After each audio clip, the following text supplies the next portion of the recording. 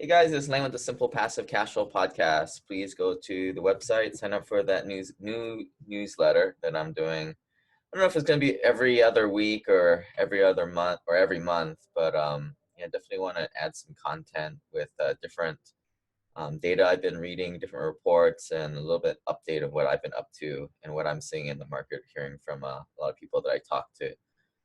Again, also there's free, very short coaching calls that I do just to get to know each and every single one of you investors in the Huido Pipeline Club. One of them today, I'm going to be talking to Jason Ricks. You there, Jason?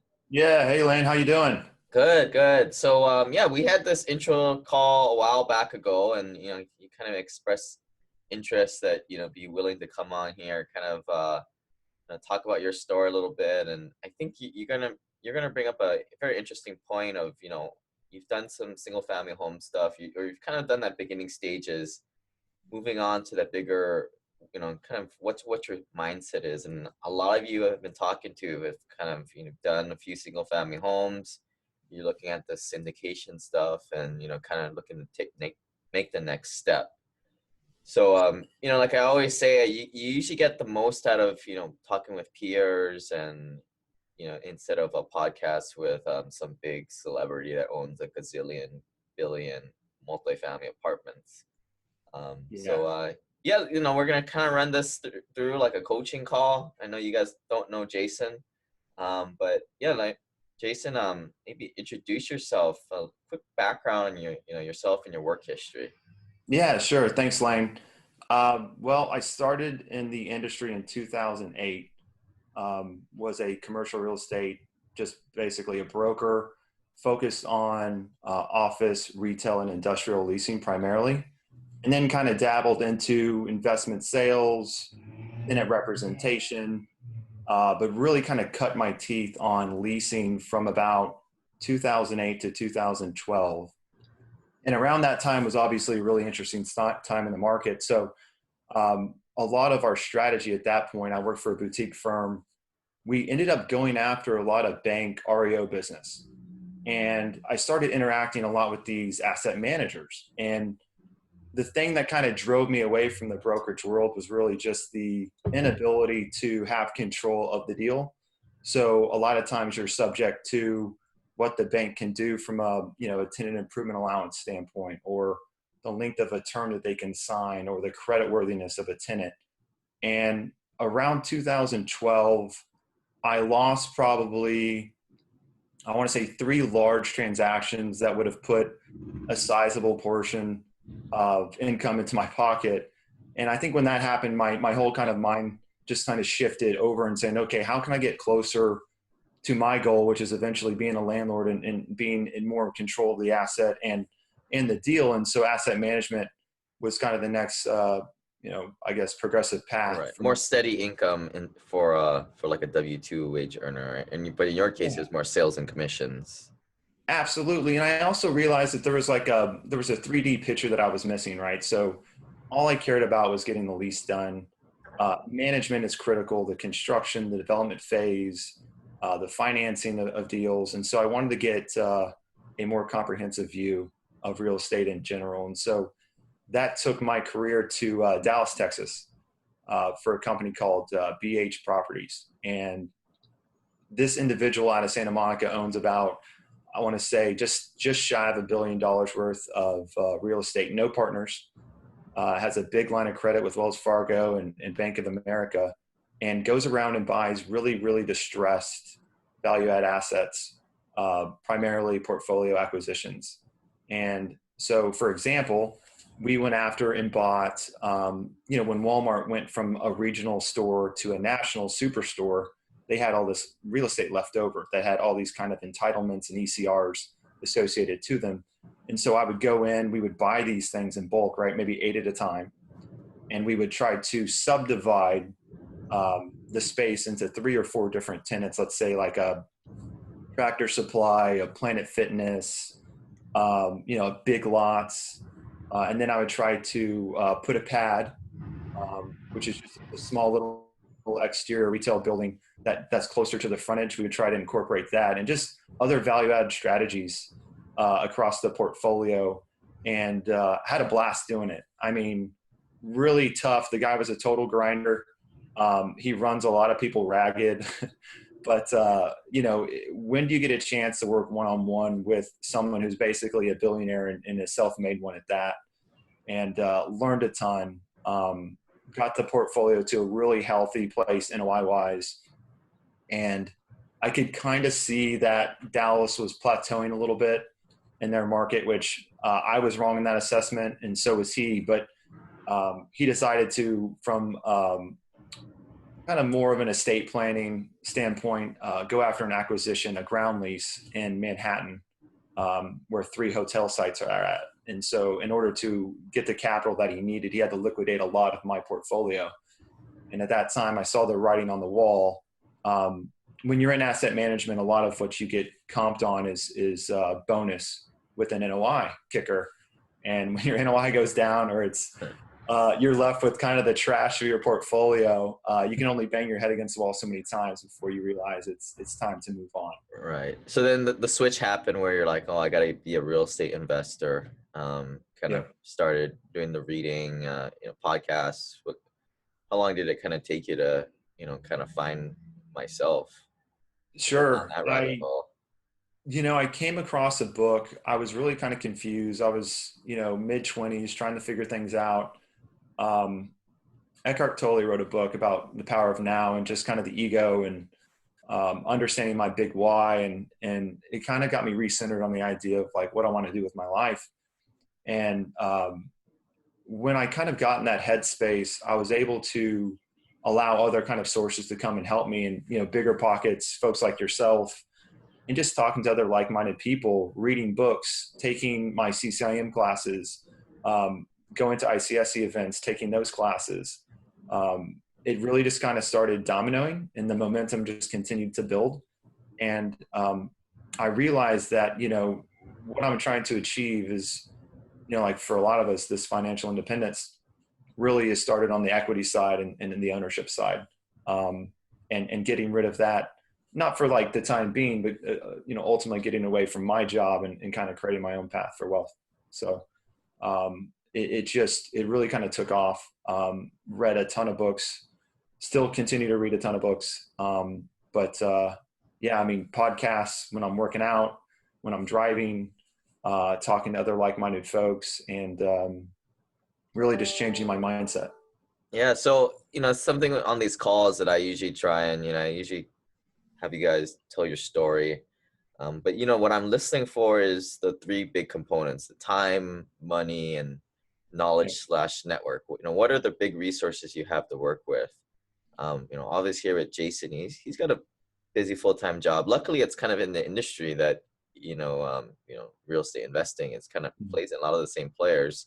So there's a lot of dual actions there, talking to the same people. Money wise, it took you a while. I mean, it's not like you were rolling in dough. Yeah. Starting out. So, and then also knowledge/network. And I think that's, I always try and look for your guys' competitive advantage and kind of say, hey, dude, like you're in the industry, you obviously know the stuff more than the average cat.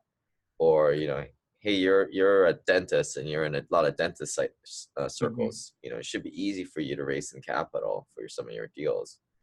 But you're kind of I think in the beginning, most people have some money, not much time, and very little network/knowledge, but the network/knowledge will grow.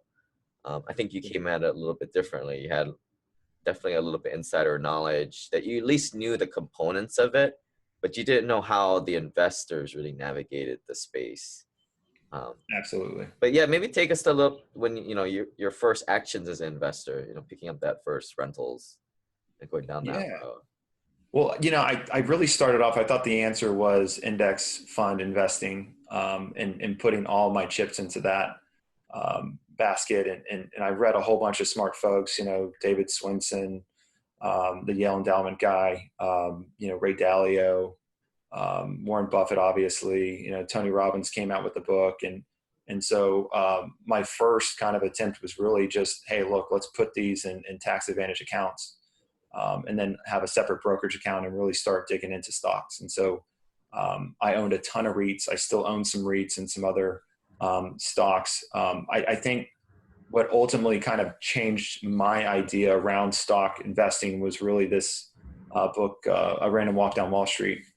As I kind of dug into that, I realized that the path for me, in index funds investing and just having that stable 6% to 8% return over the life of your portfolio, for a lot of people, that's a great idea. But for me, it wasn't really going to allow me to get free and for my big why. So really started looking into single family homes as a way to invest and duplexes as a way to invest.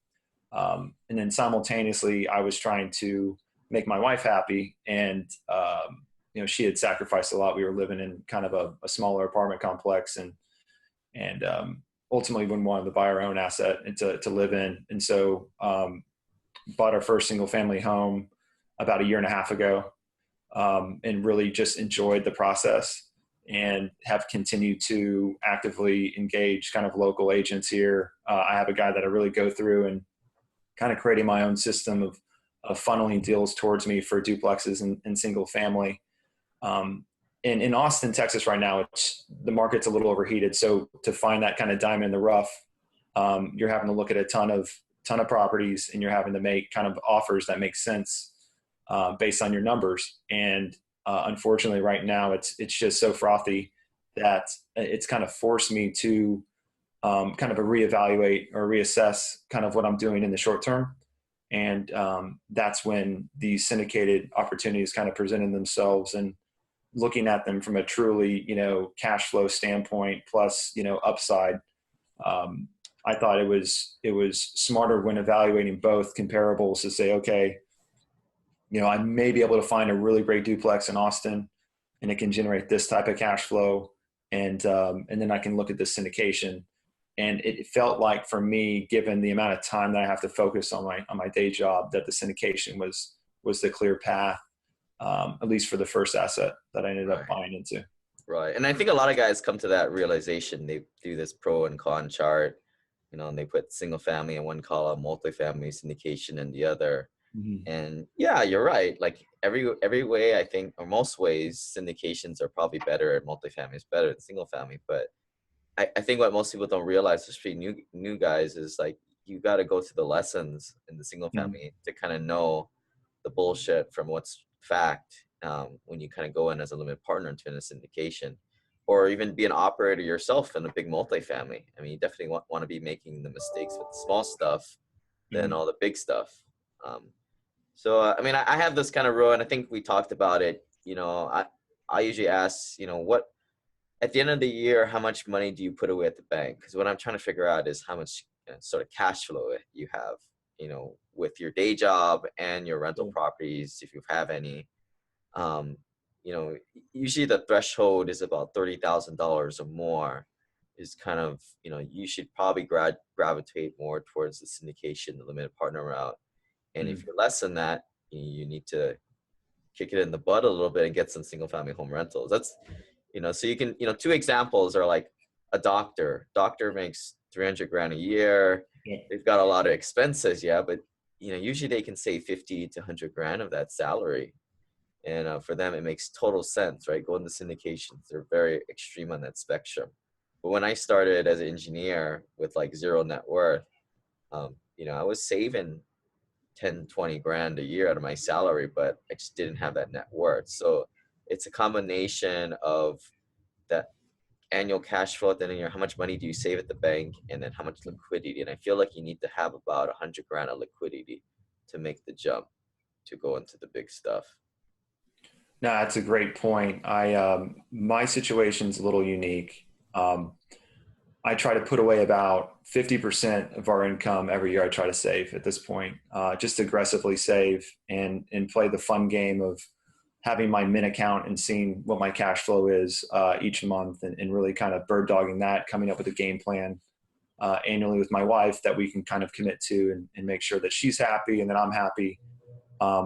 And the process has been actually pretty amazing, because what's happened is I've cut out a lot of the waste in my life, and same with my wife. So Continuing to save. The one tricky part about my situation is we're trying to invest about 100K a year.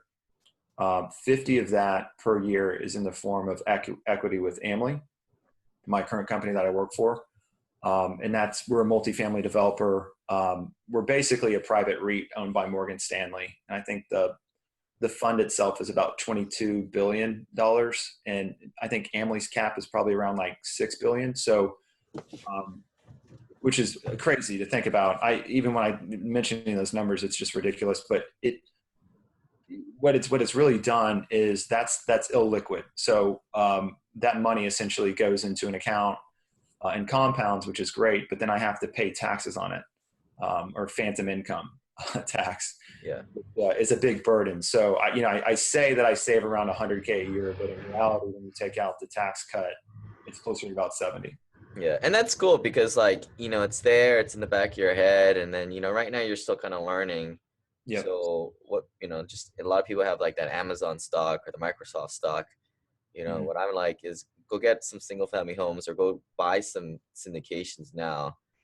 And then when in 3-5 years, when you quit your job or you inevitably move jobs, you cash that stuff out and now you're supercharged. That's like your juice to get out of the rat race right there.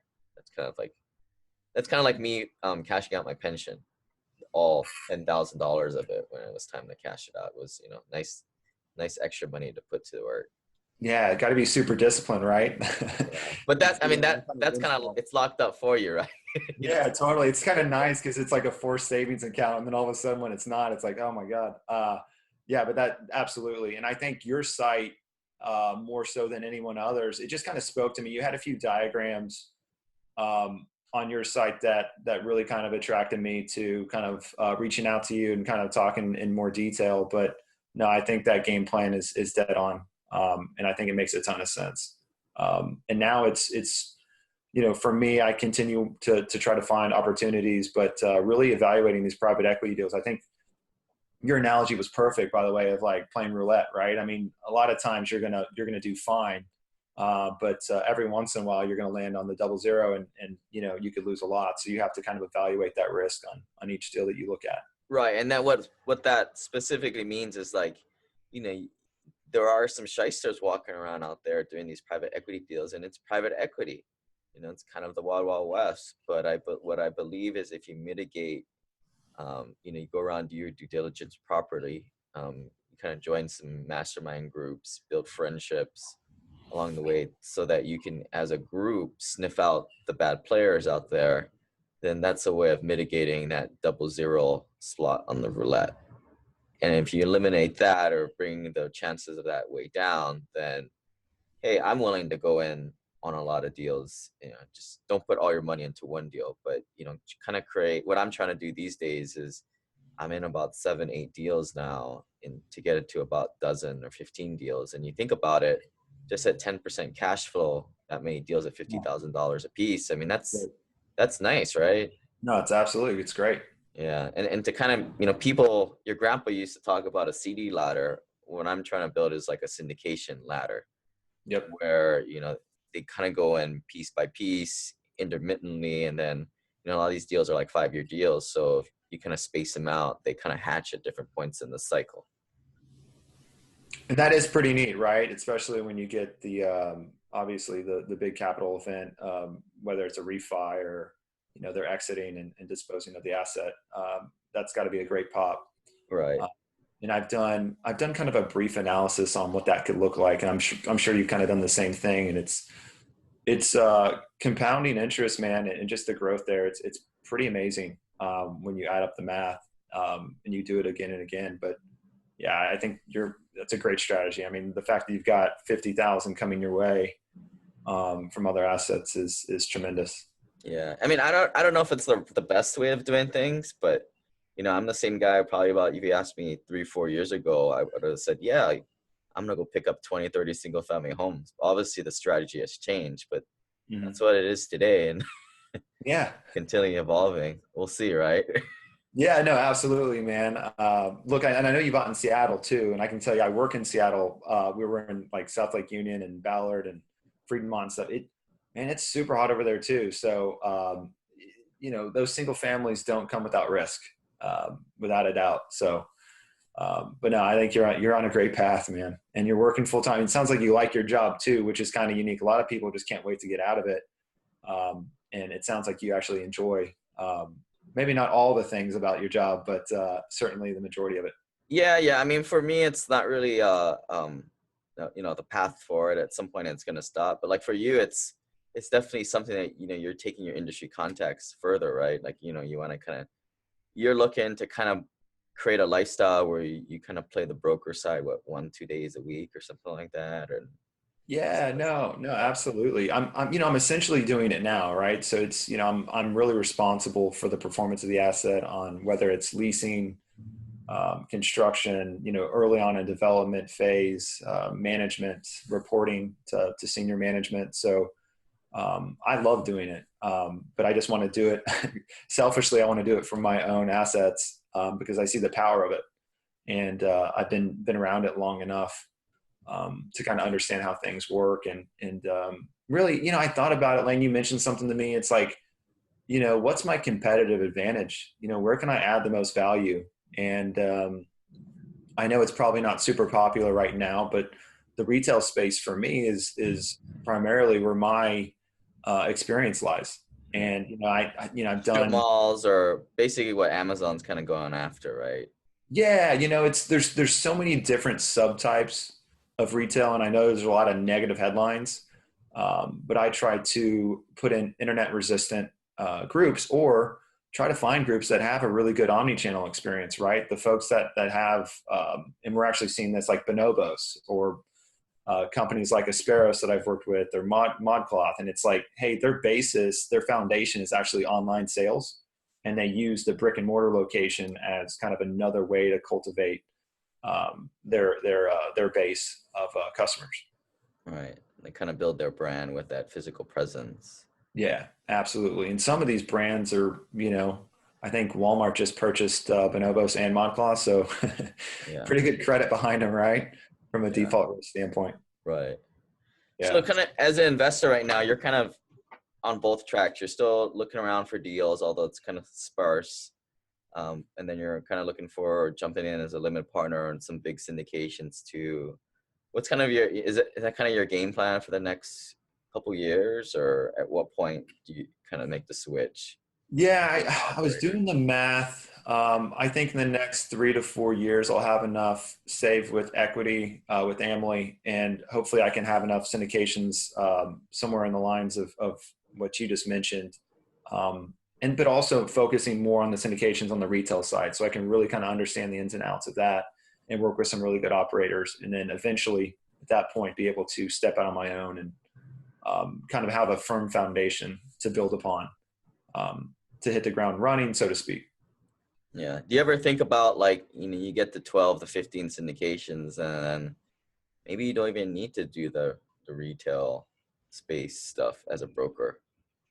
I mean, I've thought about it. Like, I just enjoy it. I mean, at the end of the day, I'm kind of really passionate about it. My wife and I like talking about retail. It's, I don't know why. I mean, yeah. I think we want to mention it, right? Like, a lot of your day is just kind of just going out, having lunch, just bullshitting with people, right? And it's kind of fun.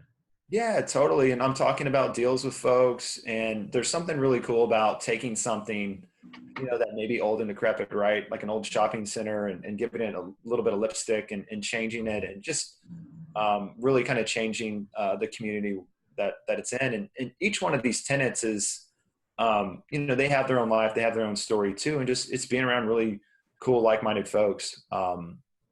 It's just neat to hear their stories too. So, and being a part of it. Yeah, and that's a question I had. Like, I had an idea of being a commercial broker here in Hawaii because, quite frankly, nobody even owns 100 units out here. They're just salespeople. So if I kind of came in and I think I know a thing or two about how to underwrite these deals because I bought them. Do you see, like, the people you interact with, the buyers and sellers? What would they say if they saw some of the deals you were going in? These 90% occupied multifamilies with some value add opportunity and the market rents. Is it new to them, or how do they view those kinds of investments? Yeah, no, I mean, I reach out to everyone, and you got to be careful who you take your advice from, right? But A lot of certainly, guys just have a lot of money, right? They don't care. They're like, yeah, that's small peanuts. totally. I have some really good contacts on the multifamily front. Obviously, Emily being a multifamily developer, I reached out to a couple guys that I really admire and respect in that space. And, my due diligence is a little different too. With my CCIM background, I do my own modeling essentially and basically create my own sensitivity analysis to where, hey, look, worst case scenario, I want to know what my downside protection is going to be. Best case scenario, great. Because pro formas, man, I've seen enough of these to where I don't have a crystal ball. No one does on cap rates, right? There's just no telling what's going to happen. A lot of these market forces are outside of our control. So I try to buy on really good fundamentals, and some of my mentors that I've really kind of respect and admire have given me some high level guidance and reviewed these deals with me. I had an attorney friend of mine go over the PPM with me, which is great fun reading. If any of you folks out there are ready to do that, good luck. Have some coffee. Yeah. Don't Ask. operate heavy machinery. Oh my God, what's a cash call provision? Like, oh my God, wait, they can do this or that. Yeah, I mean, it's be prepared. And they send it over in a PDF, so you can't redline it. So you got to figure out if you're willing to take the risk or not. Yeah. The SEC stuff. I mean, how many times is that reference laying in one of those PPMs, right? Like 5 times over. This you may risk all of your money that you put into this. I mean, Yeah. it's kind of like The all capital paragraphs, right? All yeah, cap. it's like a cigarette warning label, right? The same thing. Yeah. But I guess what I like about it is like everybody signs the same thing. It's not like, oh, Jason's buddy with them. He signs a little different one. It's all the Yeah, like same he's everywhere. not subject to the provisions that some. Right. Yeah, totally. Right. It's all kind of out there, and everybody's signing it's all fair. It's all the same thing. Yeah, no, totally, man. I totally agree. Yeah. So you maybe talk about a little bit of your due diligence process because everybody does it a little bit differently. So you get an executive summary. What are some things that you're kind of looking at? What So jumps out with on the page at you? yeah, no, absolutely. I love seeing the trailing 12. So I've read, Brian Lindahl and Brian Murray. I'm sorry, David Lindahl and Brian Murray and some of my other friends that have and mentors that have helped me along the way. Like, hey, get that trailing 12, man. Buy on actuals. Make sure that you feel comfortable buying on actuals. I also want to know historically where cap rates kind of flow, and there's graphs that you can see on CoStar and stuff like that. And then occupancy, historical occupancy, which again, some of that data isn't really accurate, but it's nice to know what the, let's say 2008, 2009, what were the occupancy levels in the San Antonio deal that I bought into. And so I've got this really cool CCIM calculator spreadsheet. And so I take their numbers, their pro forma, and I kind of play around with the math, right? So one of the things that always bothers me on these pro formas is everyone's always baking in, like it's super easy to get a 3% annual escalation, right? Or on revenue, or on NOI, whatever they, hey, look, we're anticipating 5% annual escalation. So I've been around long enough to where I'm like, okay, maybe that's the case. Great. What's the probability of that happening? And when I took my last CCIM class, we talked about a weighted average IRR. And so I take, best case scenario, pro forma, historical, and, worst case scenario, and I kind of average them out, right? And I put a weight association to those. And so, for example, the deal that I looked at with Wildhorn, they had, let's say, an IRR close to 17. That's awesome. I mean, anything from me, 16 to 18 is probably like the sweet spot. But if I had that thing performing at like a 14 IRR or maybe like a 13 IRR, I'm still going to be happy with that return. I'm not going to be thrilled, but I'd much rather have that type of return than put my money into, an index fund that's going to generate, historical average return of what, like 7 or 8%. So if I can double that comfortably, that was the big thing. And, I like the area too, Lane. I drove down there with my wife. I'm very familiar with San Antonio. I live in Austin, so it's like an hour drive. I looked at all the comps. I looked at the area. I really liked the area for a few reasons. One, some of the biggest employers are within a 3-mile radius. So you have the hospital down there, you have HEB, and you have USAA. All three of those are in close proximity, which means that area should always have some pretty good growth depending on, I don't think the hospital is going to lay off a ton of people because they're going to need that. It's a critical mass hospital. HEB's here to stay, although Amazon could come in and do some disruption, but they had 2 HEBs within a 3-mile radius, and then USA was right down the street. So, and I like the value enhancement, right? It needed it. I went and walked the property.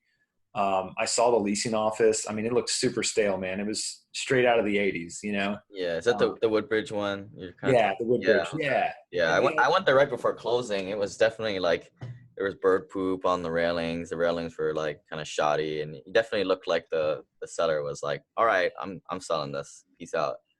Yeah, no, totally right. And they were making a good clip, by the way, right? I don't know what they bought it for, but I'm pretty sure they bought it at a pretty decent multiple. And just, I mean, look, they were just kind of doing what my old landlord used to do, which is just kind of milk that NOI and cash flow. It's difficult to trying to get happier than happy. You don't really need to, right? If you're that landlord, and Right. he's selling it at what was the exit cap for him? What was it? I can't remember. Was it 5.5, 6? Oh, I don't even remember these days. Yeah, I know you're in like 7 deals, so you don't know, but yeah, but the idea of like, oh man, that's for a B minus C plus asset in San Antonio to sell at that cap. I mean, they probably did really well. Yeah, I think the only thing that was kind of concerning me about that one deal is like, San Antonio is getting a little bit soft in terms of rent increases. Yep. Um, you can kind of look at some of the big national reports, and this is probably something really up your alley. Like for me, it just seemed like things are very like, it's not reversing, it's more just decelerating. Instead of seeing that 3-4% increase, it's like 1.5, 1 point or 2.0% rent increases. And it just was something to be aware of when I was talking to a lot of my peers about the deal.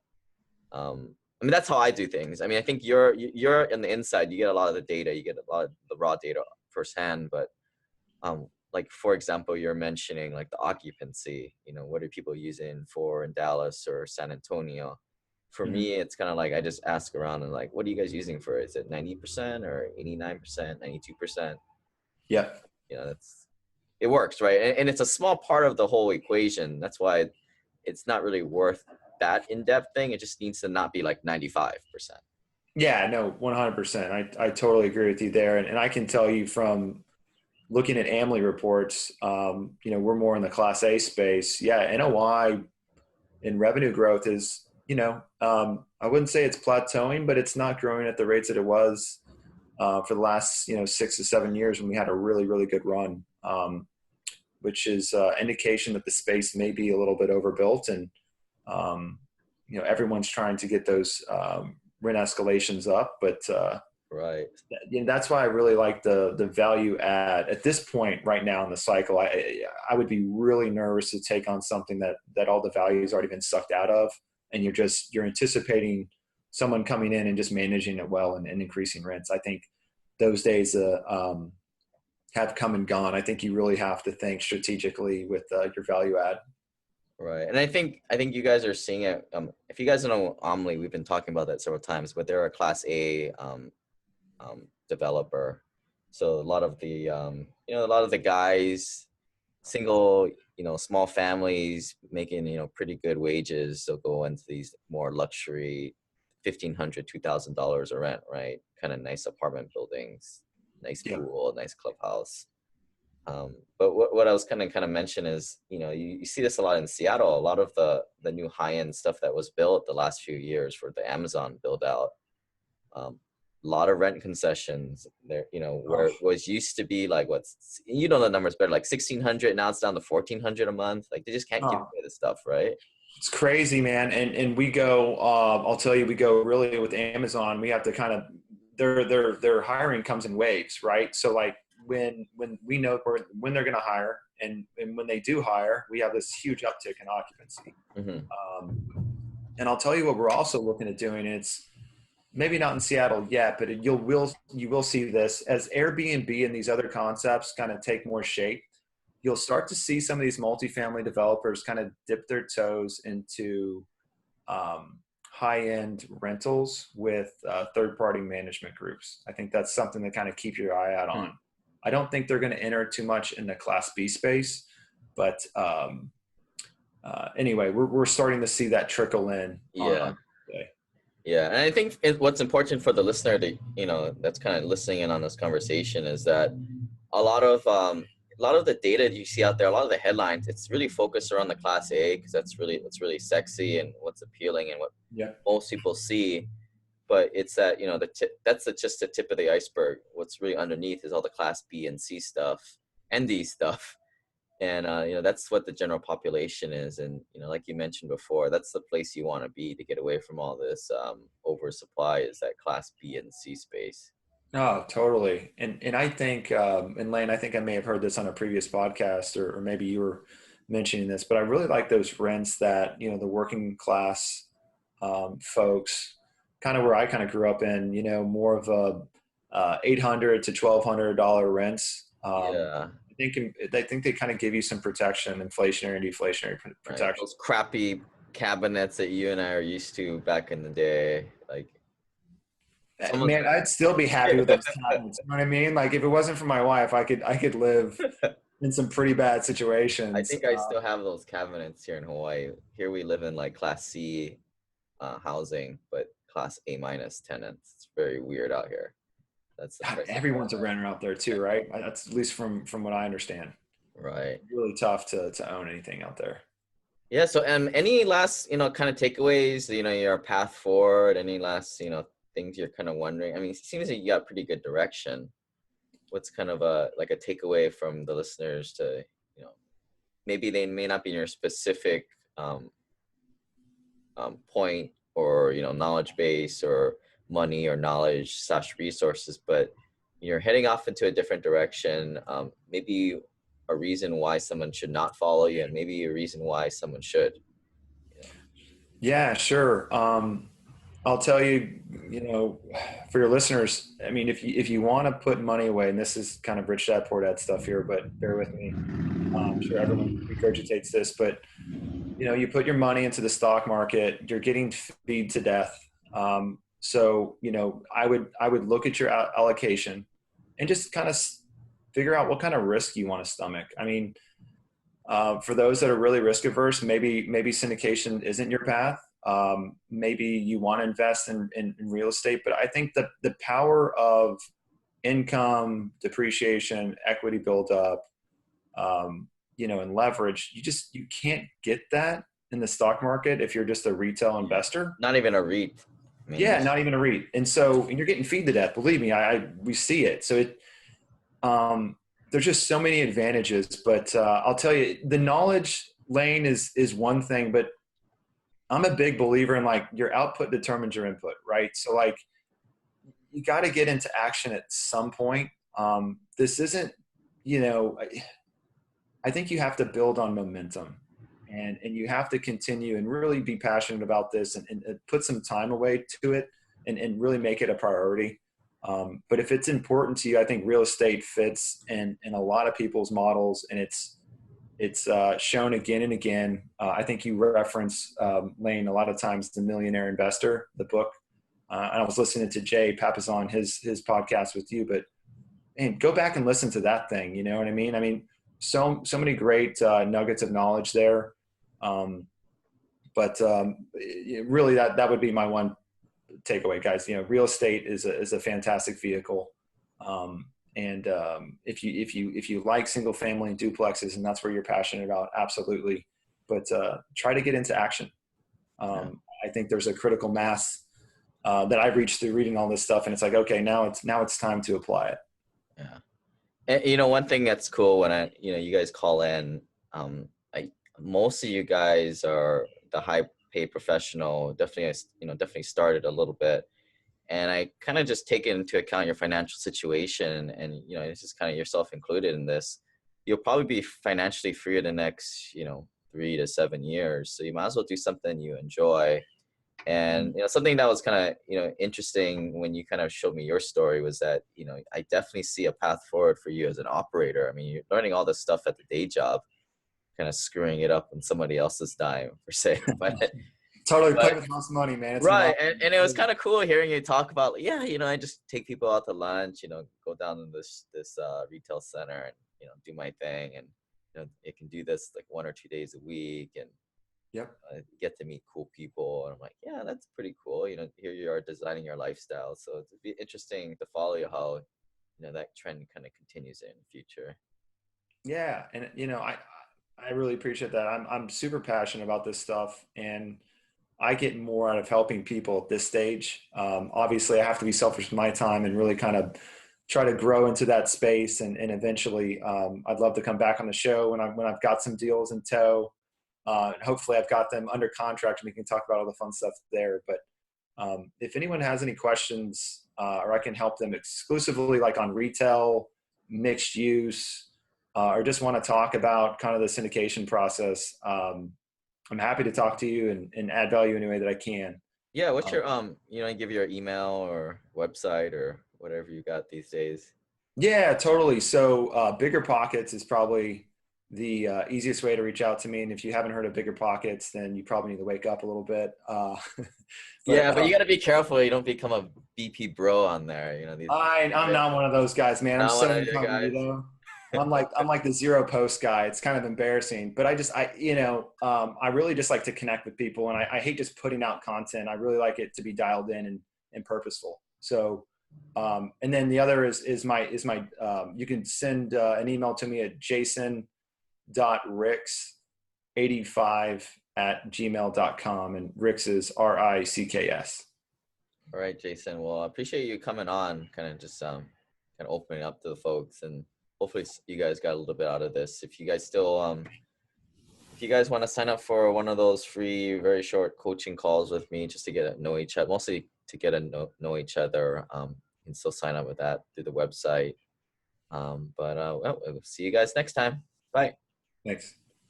Hey, Simple Passive Cash Flow listeners, I'm very excited to be announcing our very first Hui Investor Tour. I'm taking you guys out to Atlanta, Birmingham, and Huntsville. Check out some properties, meet some people I work with, and for the most part, just get you guys comfortable with the Class B and C locations out there. I think a lot of you guys are going to be pleasantly surprised in what you get for $100,000 out there that can rent for potentially $1,000. So it's be taking place on July 21st to the 24th, 2019. And I think one of the biggest draws is you guys get to connect with some of the other people out there. So check out the info page here. We've got some early bird pricing. The price will likely be going up. One of the big reasons I'm doing this is because, some feedback I've been getting is, I've sent some people up to kind of connect with my folks, and then they come back and they're like, oh, wow, that really makes me feel a lot better. And I was able to build a lot of personal relationships with property managers and get a sense of the neighborhoods up there. And now I don't got to go back because I don't want to go back to Birmingham because it's a little boring. So some of what you'll see is, we'll take some tours of some properties, some of my properties. We'll even check out some apartments, and we'll meet some people. We'll have some dinners together as a group. So that's the big thing about building relationships with other serious and passive investors. The itinerary will be on Sunday. We'll be arriving into Atlanta. You guys are in charge of your own flights because you guys are grown-ups. We'll kind of rally up in the evening. That'll be the travel day. So rally up in the evening at the hotel. I'll have a little program for you guys. We'll kind of do a little mixer. We're trying to incorporate a lot of fun into this. But the next day, Monday, it's our early rise and shine. We'll be heading out to some properties and meeting a bunch of people. And then we'll try and do a little bit of fun tourist activity, maybe either on the Beltline, which is the old converted railroad tracks it's kind of a big linear park, upscale park that goes around the city, or we'll do something in Decatur, which is on the east side of Atlanta, which is where a lot of my rental properties are, and you'll see a lot of the gentrification out there. Also on the next day, on Tuesday, we'll be heading out as a group to Birmingham and kind of be doing the same thing there. Birmingham's not as fun, but we'll have some barbecue out there, and then we'll do another evening workshop at the hotel. Hotel arrangements will be all at the, we'll try and make it all at the same site. You guys are in charge of your own hotel, but we'll make sure that we'll all kind of stick together. It's a lot safer and it's a lot more fun, and it gives you guys an opportunity to connect with each other. On the fourth day, Wednesday, the plan is you guys are going to go out to, you guys can choose your own adventure. You guys can come with me to check out my deals in Huntsville, check out the location, or if you guys just want to go out and break out, there's a Kansas City and Braves game at 7:30, where you can go see that mythical panda at the zoo. So, that's one of the things why I like investing in real estate. It gives me an excuse to go out to places I wouldn't, and do some tourist activities and be able to write it off as a business expense since I'm out there doing business most of the day. So it's going to be a very fast-paced, fun trip. The idea is get you guys in there, get you guys acclimated with the location, get you familiar. We've got a lot of special guests, a lot of the people I trust, and they'll be dropping their knowledge on you guys, helping you guys out. It'll be sort of like a boot camp style. You guys can be able to ask me any questions. I'll be with you guys the whole time. And make sure you guys hurry up. And our pricing is going to be going up after the early bird special. It's going to be a little bit of price break if you guys want to bring your spouse. Again, you guys are on your own for your guys' hotel and food costs. And we'll try and figure out a way to split up the transportation once we get a finalized head count at this point.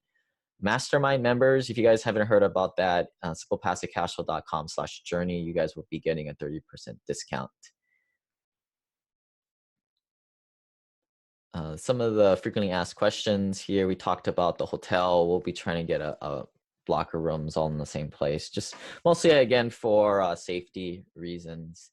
But I want to make the tour very flexible for you guys. So if you guys can only make it on like 1 or 2 days, that's better than nothing. And you guys will, you guys be into the whole program of meeting the folks and seeing the right things. But if you just want to dig out and go to a Braves game, that's totally fine with me.